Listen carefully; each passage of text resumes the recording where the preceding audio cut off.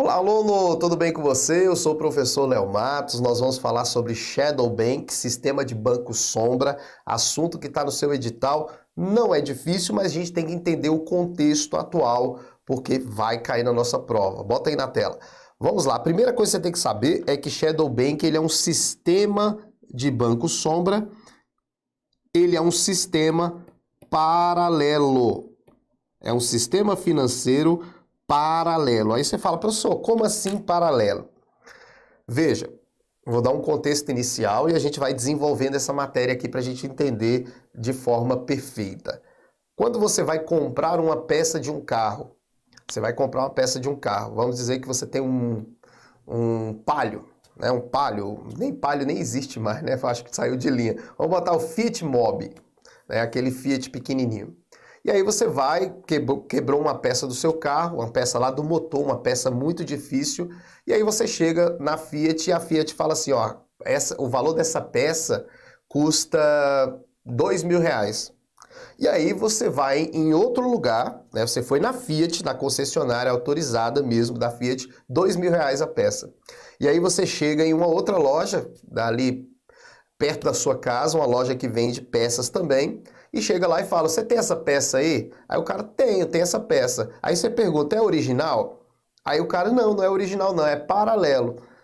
Aí você fala, mas e aí, o que muda? Ah, cara, ela é uma peça paralela, não foi fabricada diretamente pela Fiat. Mas ela é paralela, ela vai funcionar, vai dar certo. Aí você paga menos pela peça paralela. Então, paralelo é isso, é algo que funciona da mesma forma, claro que diferentes, né? Tem diferenças, exatamente, e é isso que é algo paralelo. Se a gente for falar de sistema financeiro paralelo, funciona, atua da mesma forma, porém, existem diferenças que são essas que vão cair na prova. Entenderam? Então, para a gente entender o sistema financeiro paralelo, a gente tem que entender o sistema financeiro tradicional. Eu creio que vocês estão estudando isso em conhecimentos bancários, mas aqui eu vou dar um contexto rápido, básico, para a gente incluir o conceito de Shadow Bank. Então, bota aqui na tela, vamos lá. Vamos lá. A gente já sabe então que o Shadow Bank é um sistema financeiro paralelo e como é que funciona o banco tradicional. Olha aqui no desenho. Olha para cá primeiro.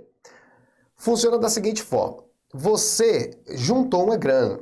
Então você é um poupador, você guardou dinheiro. Só que guardar dinheiro em casa tem dois problemas. Primeiro, a segurança. Alguém pode entrar na sua casa e furtar esse dinheiro. Tudo bem? E a segunda coisa é que dinheiro em casa não rende nada, não traz nada de rendimento para você. Então os bancos vão incentivar as pessoas a guardarem o dinheiro no banco. Né? E o banco vai pagar para você porque você guardou esse dinheiro lá. Ah, o banco é bonzinho. Não, o banco não é bonzinho. Ele vai pegar esse dinheiro que você guardou e vai emprestar a juros mais altos do que aquele que ele vai te pagar de rendimento. Então você investe em qualquer produto do banco. Pode ser um depósito bancário, pode ser um CDB, existem vários investimentos no banco. E você vai colocar o seu dinheiro lá. Então vamos imaginar na poupança, você colocou lá R$ 5.000, você vai ter um rendimento aí de em torno de 1%, é menos que 1%, né, a poupança. E a poupança vai render esse valor para você. Então além da segurança de você guardar, você também está tendo esse rendimento, tá? Então é isso que é dessa forma que funciona o banco tradicional. Ele vai pegar esses 5.000 e vai emprestar tendo um juro muito maior. Vamos imaginar que ele te pagou aí em torno de 1% e ele cobrou de juro aí em torno de 5% ao mês. Então, esse é o funcionamento do banco tradicional. Ele trabalha com o seu dinheiro. Ele pega o seu dinheiro e empresta o seu dinheiro. Tá? Então, esse é o funcionamento de um banco tradicional. Isso que a gente acabou de falar, ele tem um nome. É spread bancário. Spread bancário é a diferença do juro que ele cobra do consumidor, do cara que está pegando empréstimo, a empresa que está pegando empréstimo, em relação ao que ele vai te pagar de rendimento. Coloca aí na tela, vamos entender esse processo. O que é spread bancário? Vamos lá. Você vai receber uma fatia que a gente vai chamar de juros de captação. Juros de captação é o que o banco vai pagar para você para captar o seu dinheiro, tá? O seu rendimento. E aqui é a parcela maior, que é o juro que o consumidor paga para ter o empréstimo, para para comprar um carro, para comprar uma casa, ou até mesmo para investir na empresa, enfim. Então, a diferença entre os juros do consumidor e o juro de captação é o que a gente chama de spread, tá? Então, o juro do consumidor é maior. Imagine aqui que aqui foi 5% e aqui ele pagou 1% de rendimento. Aí você fala, professor, tem vários tipos de investimento, não tem? Exatamente. Presta atenção aqui. Por que existem vários tipos de produtos? Só para você entender um pouco o contexto. O depósito, se você faz um depósito no banco, você pode tirar esse dinheiro o tempo que você quiser. Então, se você depositou 5 mil hoje, mês que vem rendeu um valor, você vai lá e tira. Você pode sacar. Depósito é isso, poupança, né? Que eles chamam. Depósito é isso, você deposita lá, né? Uma poupança. Se você colocar na poupança, que eu digo assim, hoje já está tudo misturado, né? Porque você faz um depósito bancário, né? E ali já cai dentro da poupança, já vai ter rendimento. Hoje tá bem junta essa ideia de conta, né? Conta corrente com poupança. Hoje a conta corrente já faz esse rendimento e tudo mais. Por isso que eu falo do depósito, vai ter o rendimento, porque eu não estou mais fazendo essa separação de conta corrente e poupança. Mas ali é a poupança, a famosa poupança. Então, você pode tirar o dinheiro a hora que você quiser. Imagine todo mundo do Banco do Brasil, que tem conta no Banco do Brasil, resolve tirar o seu dinheiro dessa conta. O que vai acontecer? O que vai acontecer é que o banco não vai ter como pagar todo esse dinheiro. Porque o banco, ele trabalha com o seu dinheiro. Ele pega o seu dinheiro e empresta. Então imagine a seguinte situação. Eu tenho 3 mil reais, e te empresto os 3 mil reais. Você pega esses 3 mil reais, eu te empresto esses 3 mil reais. E você pega esses 3 mil reais e fala, Léo, mês que vem eu vou te pagar, hein? Tá bom, vai, beleza. Aí você pega esses 3 mil reais e empresta esses 3 mil reais para 5 pessoas com um juro maior. Aí amanhã eu falo assim, ô fulano, cara, eu vou precisar do dinheiro, dos 3 mil reais. Aí você fala, não tem como eu te pagar. Não tem como eu te pagar agora. A gente fez um acordo de eu te pagar mês que vem. Então, o dinheiro saiu da minha mão, foi para sua mão e já foi para a mão de outra pessoa. Essa pessoa, você não tem o dinheiro ali. É o que acontece com o banco. O banco não tem aquele dinheiro para te pagar naquele momento. Então, se todo mundo fosse ao banco sacar, não teria dinheiro para pagar todo mundo. Entenderam a lógica? Então, o que o banco vai fazer? Ele vai incentivar pessoas a investirem em outros tipos de produtos que não pode, por exemplo, tirar o dinheiro. Então tem produto que você vai ter um rendimento maior, mas você não tem como tirar o dinheiro fora daquele prazo. Se você tirar, você vai pagar uma multa ou algo do tipo que estiver em contrato. Então você vai ter um rendimento maior, porque o seu dinheiro vai ficar parado lá no banco. Não vai ficar parado, porque você sabe que o banco empresta, mas o seu dinheiro, na sua visão, está parado lá por um determinado tempo, você não pode tirar, você vai ter um rendimento maior e o banco, ele vai ter o quê? Um risco menor de acontecer o que eu acabei de falar, das pessoas irem lá e tirar esse dinheiro, tá bom? Isso tudo é regulado pelo Banco Central. O Banco Central é que vai regular tudo isso, esse funcionamento, para não acontecer isso que eu acabei de falar, do banco não ter dinheiro para te pagar. Existe uma regulamentação, existe um valor mínimo que deve ficar no banco para que realmente ele tenha lastro para pagar essas pessoas. Aí você fala, como assim lastro, professor? Tudo tem que ter um lastro. Se tem um valor, tem que ter um lastro. Veja, eu te depositei os 3 mil reais, eu te emprestei 3 mil reais. Esses 3 mil reais não está mais na sua mão. Né? Não está mais. Mesmo que você fale, ó, eu emprestei esses 3 mil e no mês que vem eu vou receber o dobro disso e vou te pagar a sua parte. Mesmo que você fale isso, não tem um lastro ali. A não ser que você documente, coloque em cartório, tenha feito em boleto para o cara, tem um contrato muito amarrado. Esse contrato, esse boleto seria um lastro desse dinheiro.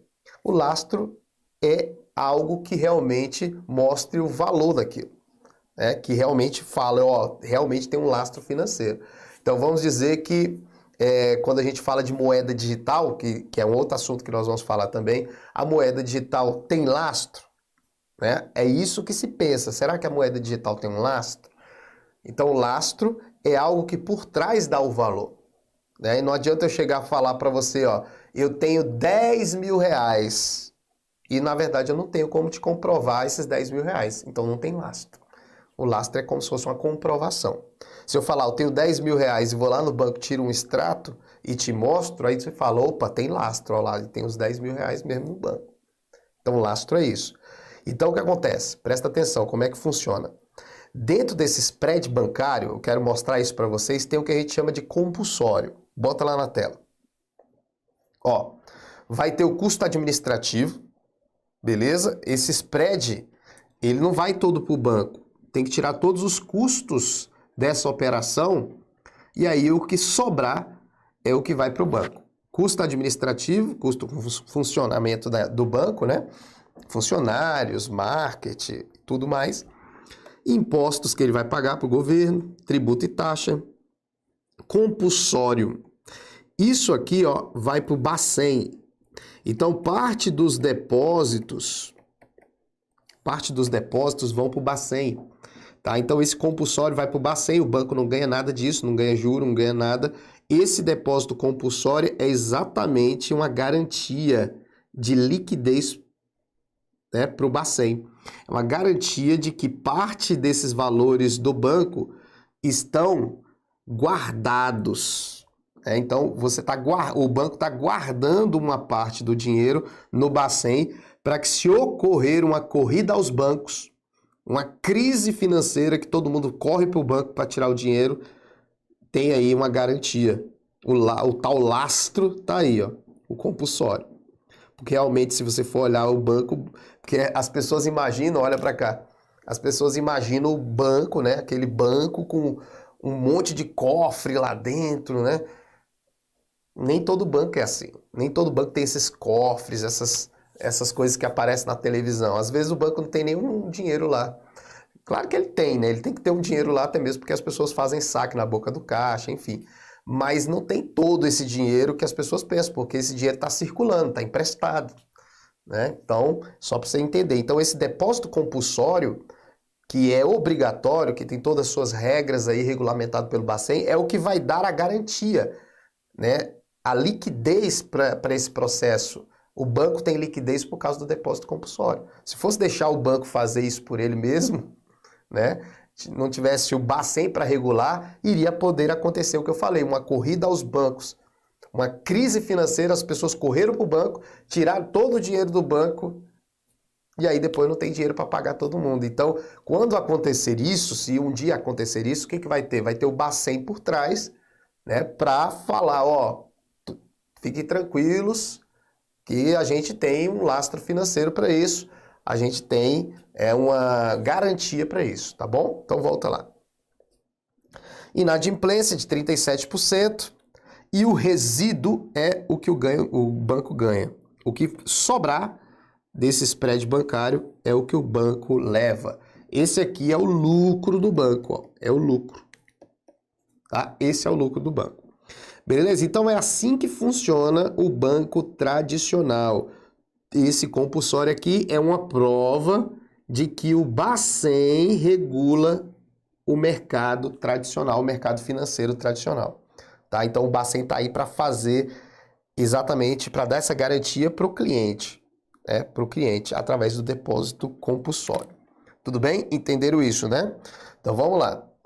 Outra coisa que a gente tem que entender, olha para cá, é a crise que nós tivemos aí lá nos Estados Unidos, que impactou o mundo inteiro em 2008.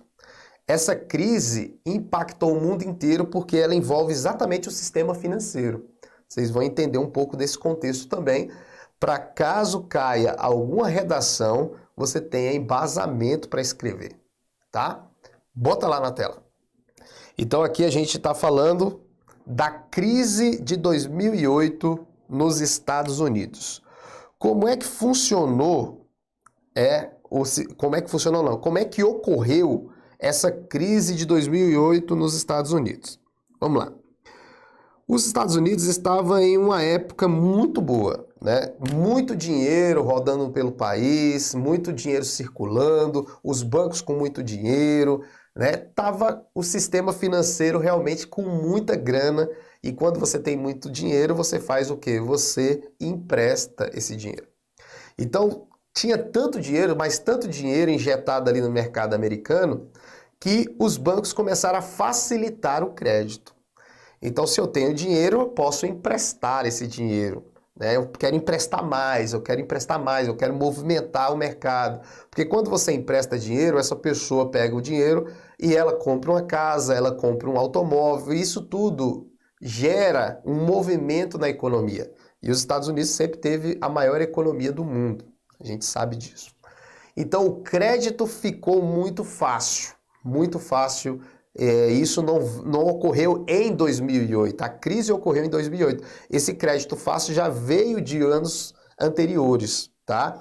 Então, só para a gente entender o contexto, coloca lá na tela como é que funciona essa parte de crédito fácil. Muito dinheiro no país, né? Muito dinheiro, as pessoas pegando dinheiro, e aí o crescimento do mercado imobiliário, porque as pessoas começaram a comprar os seus imóveis. O sonho americano, né? O sonho americano é você ter uma casa, você ter uma boa família, uma casa com um carro na garagem, né? Então, crescimento do mercado imobiliário impactado pelo crédito fácil. Então, os imóveis, né? Os imóveis com o sistema bancário facilitando o financiamento desses imóveis impactou aí no crescimento do mercado imobiliário. E a gente sabe o que acontece, né? O que acontece quando um mercado cresce de forma muito rápida? O mercado imobiliário cresceu. O que acontece é a especulação. Os valores dos imóveis começam a crescer junto. Por quê? É a lei da demanda e procura. Se tem muita demanda, né, eu posso aumentar o preço ou diminuir, né, a possibilidade das pessoas comprarem. Mas o crédito estava muito fácil, né? Os bancos estavam financiando imóveis para as pessoas, né? Estavam emprestando dinheiro. Então o mercado imobiliário cresceu muito. No momento que o mercado imobiliário cresce muito a demanda, a economia, acaba que os valores dos imóveis sobem também. Então impactou também no valor do imóvel. Volta lá na tela. Então os imóveis valorizados, vou até colocar aqui que é um tema importante, caso você vá discorrer sobre isso, imóveis valorizados.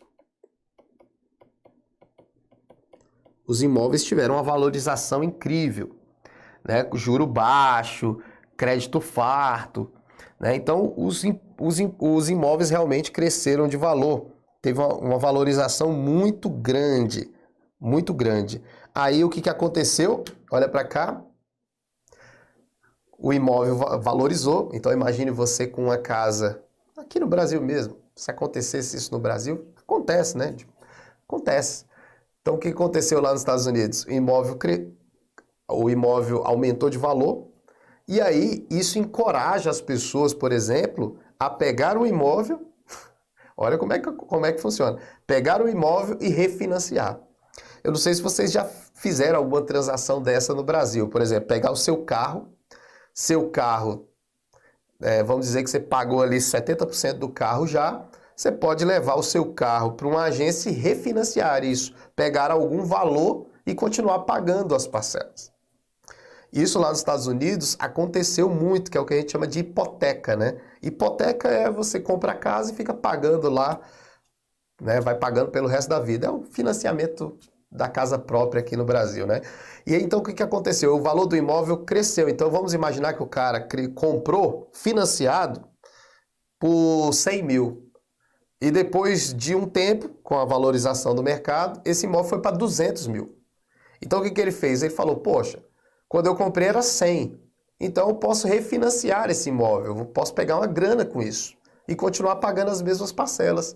Isso aconteceu, tá? E os imóveis cada vez mais sendo valorizados. Beleza? Então bota lá. Então a gente viu que o crédito estava farto, o crescimento do mercado imobiliário, E aí isso incentiva, né, as pessoas a refinanciarem os seus imóveis, beleza? E aí começa a comprar outras coisas, comprar carro, e isso fazendo com que o mercado, né, o mercado americano crescesse cada vez mais. Não só o imobiliário, mas cresceu muita coisa mesmo, tá? E aí o que que acontece?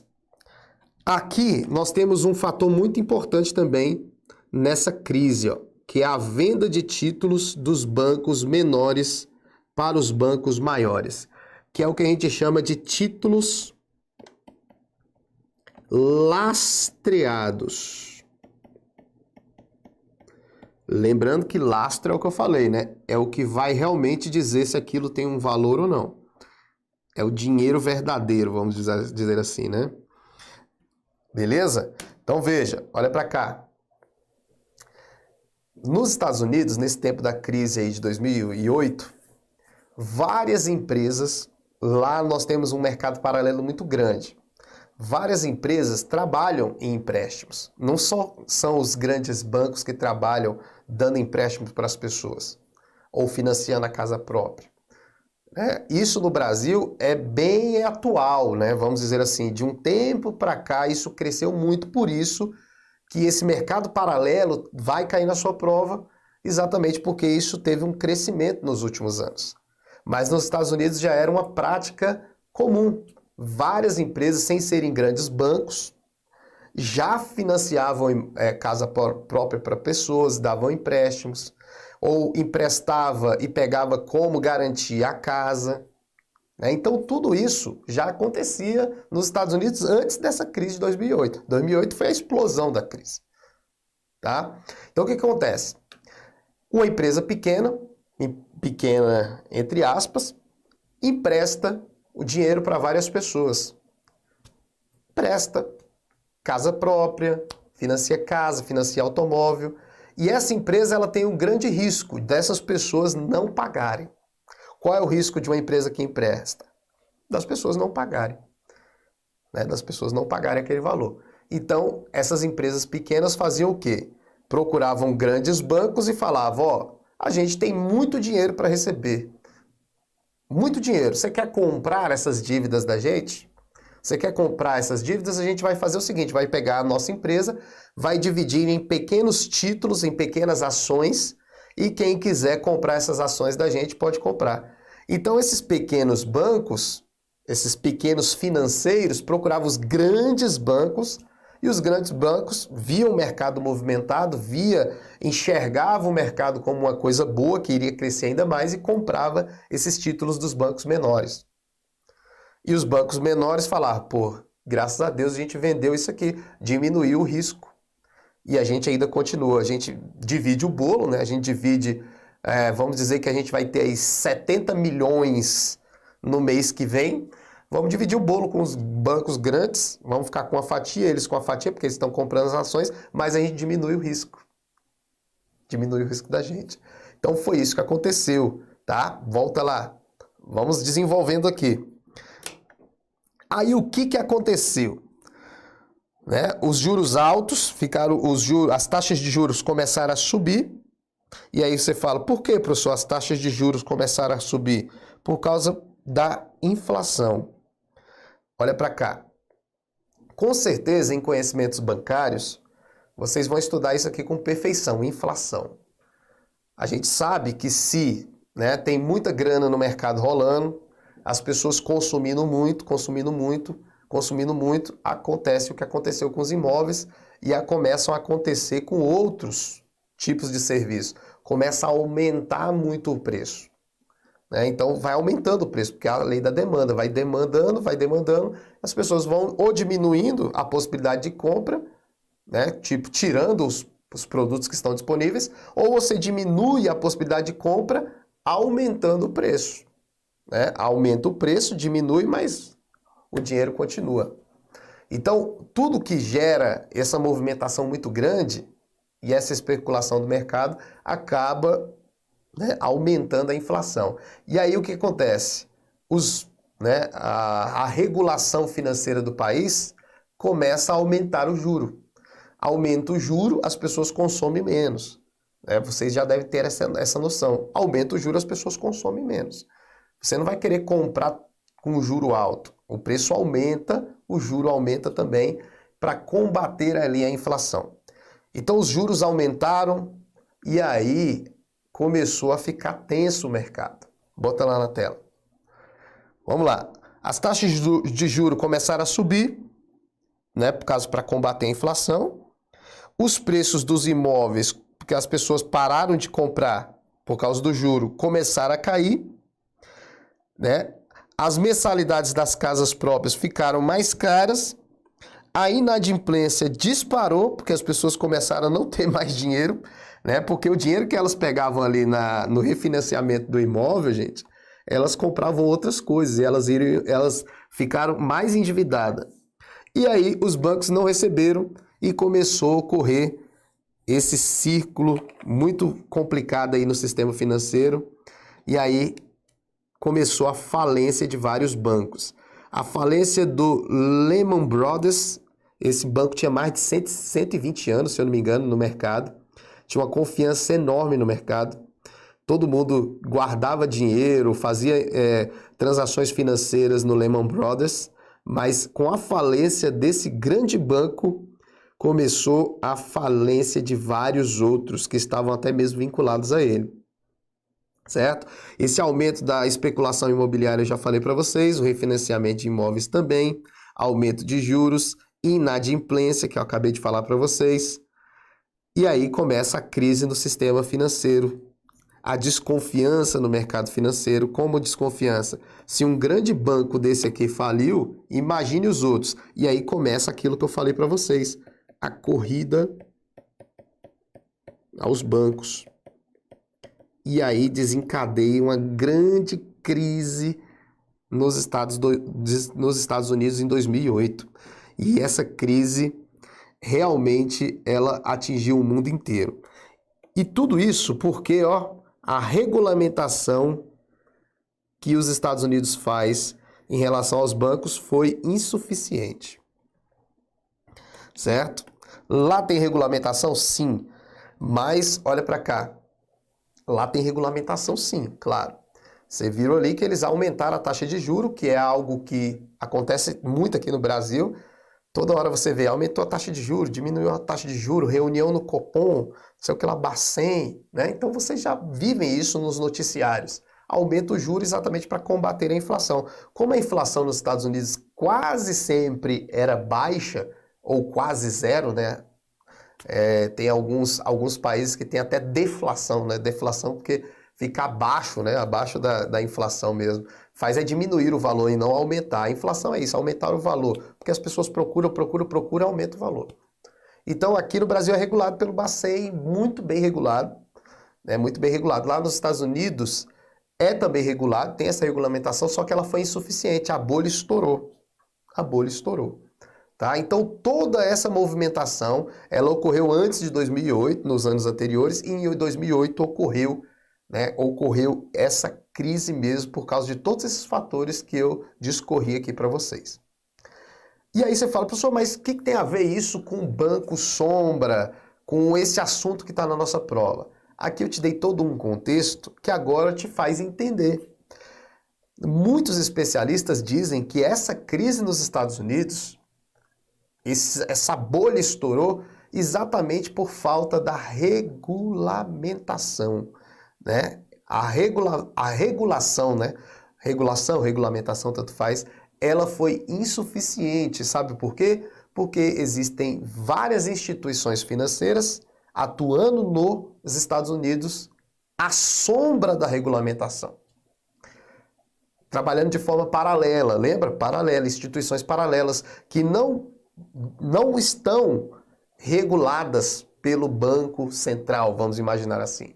Aqui no Brasil, seriam essas instituições chamadas de shadow banks, ou banco sombra, que não tem que estar dentro das regras, que não tem esse depósito compulsório que eu falei para vocês, porque o depósito compulsório, se fosse aqui no Brasil, essa crise, se fosse no Brasil essa crise, o que o Banco Central ia fazer? Opa, cada banco tem sua liquidez aqui guardada comigo.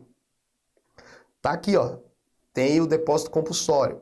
Então, o Banco Central iria, né, dar uma força para esse banco ou garantir para os clientes para não ter essa corrida aos bancos, porque essa corrida aos bancos é que quebra o mercado, certo? Então, o Bacen aqui faz essa regulamentação muito bem. Né? Tem muitos países que olham o Banco Central do Brasil como algo muito importante dentro do país. Né? E é invejável mesmo o trabalho do Bacen. Veja bem, olha para cá. Veja, olha para cá. Quando falar Shadow Bank, sistema de banco sombra, é exatamente aquele sistema paralelo financeiro que trabalha emprestando dinheiro, né, que faz esses financiamentos, mas que não está regulado por um órgão. Ele é descentralizado, o Shadow Bank. Eles mesmos criam as regras deles. Eles não estão de acordo com as regras do Banco Central. Isso é o que a gente chama de Shadow Bank. E muitos especialistas dizem que essa insuficiência de regulação nos Estados Unidos fez com que a bolha estourasse. Claro que depois o governo americano fez o quê? Começou a injetar dinheiro nos bancos para ver se esses bancos não quebravam, né? E conseguiu, injetando dinheiro nos bancos, diretamente nos bancos, conseguiu fazer, né, com que a crise não afetasse tanto assim. Mas afetou muito, gente, afetou muito. Depois vocês podem pesquisar um pouco mais sobre isso, mas aqui foi para dar um contexto para vocês. Não adiantava nada eu chegar para vocês e falar aqui, ó, Shadow Bank é um sistema paralelo que não é regulamentado ou não é regulado por nenhum órgão.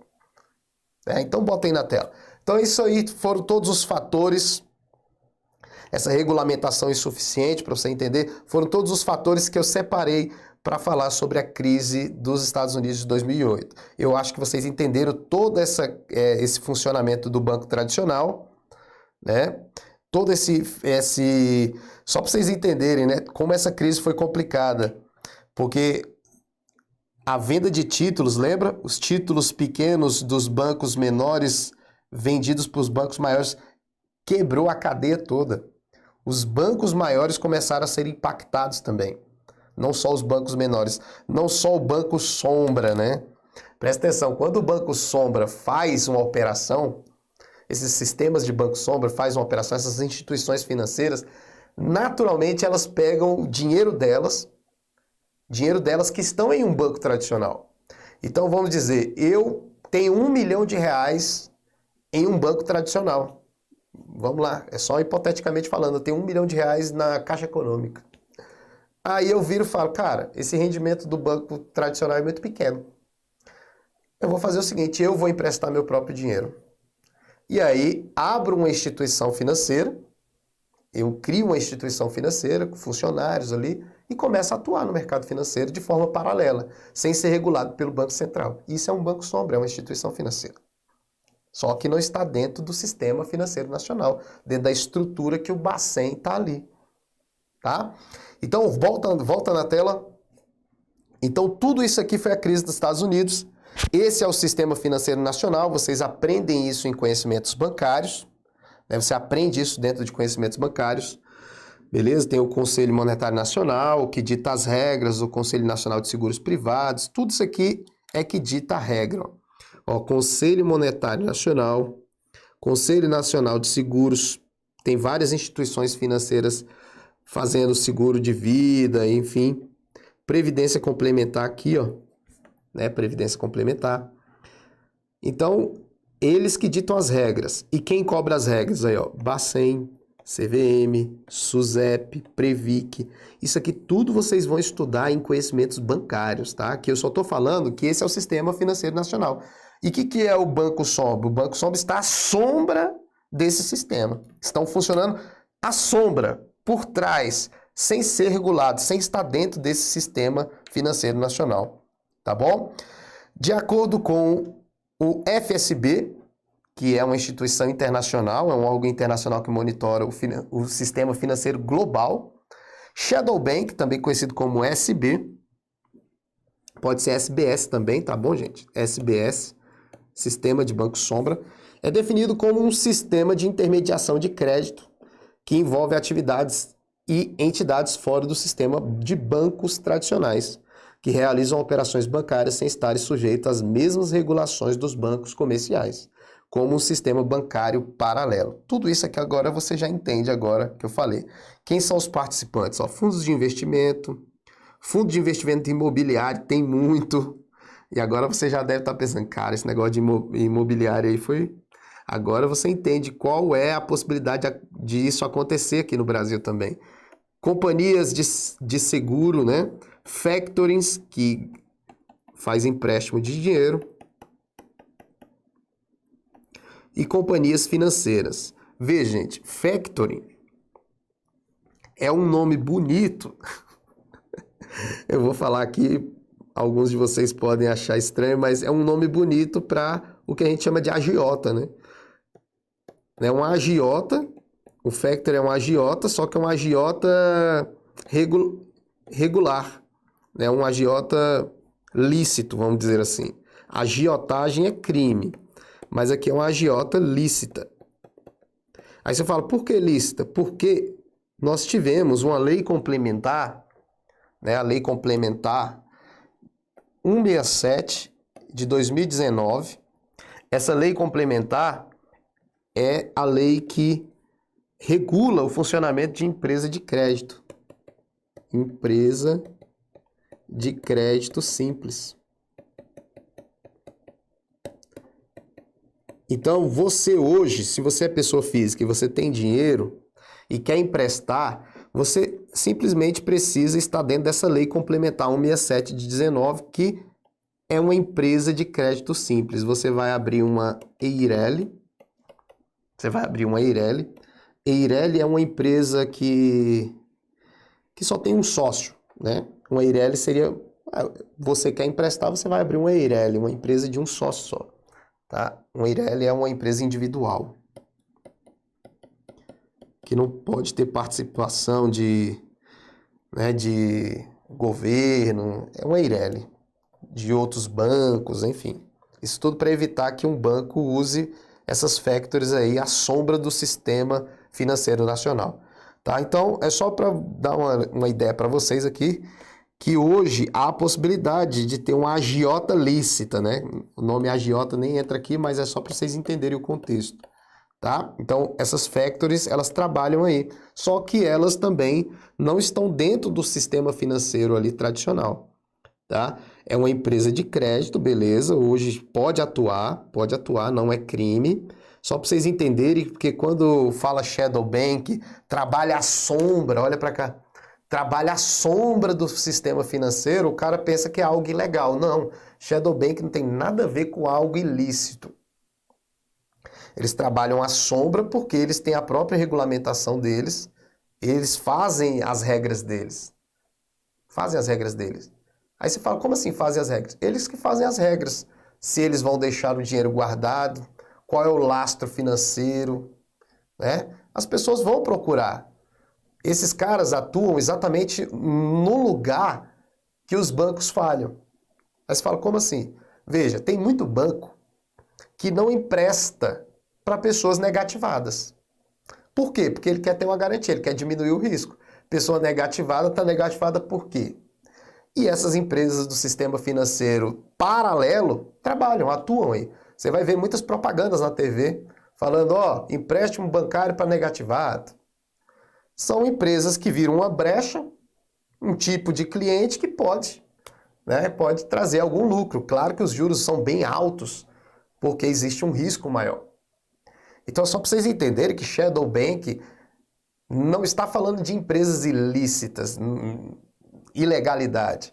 É simplesmente trabalhar à sombra do sistema financeiro nacional, trabalhar à sombra dessa regulação do Banco Central, porque vocês entenderam como é o funcionamento, elas podem falar que vai emprestar o dinheiro para você, né, e pode ser que lá na frente ela não receba esse dinheiro de volta, porque existe o risco e talvez ela fique sem lastro financeiro. Então não tem essa regulação do banco. Só para vocês entenderem. Volta lá. E foi exatamente essa falta de regulação, né, essa regulação insuficiente, não vou dizer falta, que fez aquela crise de 2008 desencadear, tá? Qual é o problema? Falta de fiscalização, não tem ninguém fiscalizando essas operações, tá? Não é obrigatório ter patrimônio líquido. Aí você fala, o que é patrimônio líquido? Às vezes a empresa não tem lastro, tá? Não tem lastro. Pegou o dinheiro todo, como se fosse eu, peguei 1 milhão e emprestei. Peguei 1 milhão, só tinha 1 milhão na minha conta, emprestei.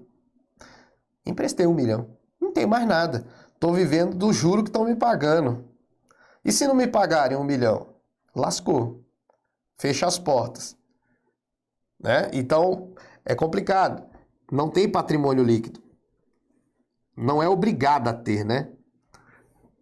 Aí você fala, como assim não é obrigado a ter? Não tem aquele depósito compulsório, porque ele não está regulado pelo Banco Central. Mas ele pode ter, professor, patrimônio líquido? Sim, ele pode criar as próprias regras dele. Ah, desse 1 milhão aqui, eu não vou emprestar 1 milhão, vou emprestar 800 mil. E alguém investiu aqui comigo 2 milhões. Investiu 2 milhões. Opa, entrou mais dinheiro, então posso trabalhar aqui com 80% desses 2 milhões e vou guardar o resto para que, se caso tenha uma crise financeira. Então, eles criam as próprias regras deles. Tá? Só para você entender. Empréstimos alavancados.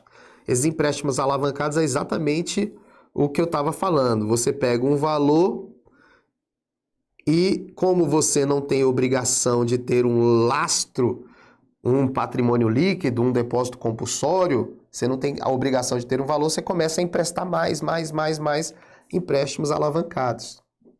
Não possuem acesso a seguros de depósito ou operações de rede de desconto dos bancos centrais. Ó, não tem seguro de depósitos, que é o que eu estou falando, não tem depósito compulsório. E outra coisa é isso aqui, ó, rede de desconto, redesconto, né? Rede de desconto, não, redesconto, rede de desconto. Eu li rede de desconto, redesconto. O que seria esse redesconto do Banco Central? É uma ajuda, né? O Banco Central ajuda os bancos quando ele vê que aquele banco precisa, né, ele dá uma linha de empréstimo para o banco. Ele fica regulando para o banco não quebrar, porque se o banco quebrar, você já sabe o que vai acontecer. Então, isso aqui é uma linha de empréstimo. Então, o Banco Central vai regulando, vai ajudando os bancos, porque você viu que se um banco quebra, impacta o mercado inteiro. A confiança cai, as pessoas começam a pegar o dinheiro do banco e aí vira esse trem todo que eu mostrei ali, que foi a crise de 2008, tá? Eu falei operações de rede de desconto, redesconto, que é uma linha de empréstimo, tá bom? Então, olha para cá. Então, aqui eu dei um contexto para vocês, falei da crise de 2008, falei sobre como funciona o banco tradicional, depois eu expliquei o que era Shadow Bank, que é o banco paralelo. Aí algumas coisas vão vir na sua mente. Professor, mas quais seriam os sistemas, quais seriam os bancos que estão dentro desse sistema financeiro paralelo? Aí você vai ter vários exemplos, né? Eu não vou ficar aqui citando exemplo, até mesmo porque a prova não vai citar um exemplo, falar assim, ó, isso aqui é um exemplo de banco. Não, ele vai dar um contexto, como é que funciona. Ele pode falar da crise de 2008, porque tem tudo a ver. A crise de 2008 veio de anos passados e foi a bolha em 2008, estourou a bolha em 2008. No Brasil, existe uma tendência de acontecer algo, mas aí o Banco Central já está de olho. Né? O Banco Central está ali, ó, de olho, e o Banco Central regula muito melhor esse mercado financeiro brasileiro do que os bancos, por exemplo, o sistema financeiro lá dos Estados Unidos, o governo dos Estados Unidos. Aqui é regulado já há muito tempo e dá certo para não acontecer essa bolha estourar aqui no Brasil. Tá bom? Então é por isso que está no edital de vocês. Então eu dei todo esse contexto para você ter um lastro aí para a redação, para você ter uma base para a redação. Porque atualidades do mercado financeiro tem 5 questões na prova. 5. Na parte, né, objetiva. mas pode ser o tema da redação. E a gente acha que realmente o tema da redação vai ser atualidades do mercado financeiro, algum desses tópicos que estão lá. Tá bom?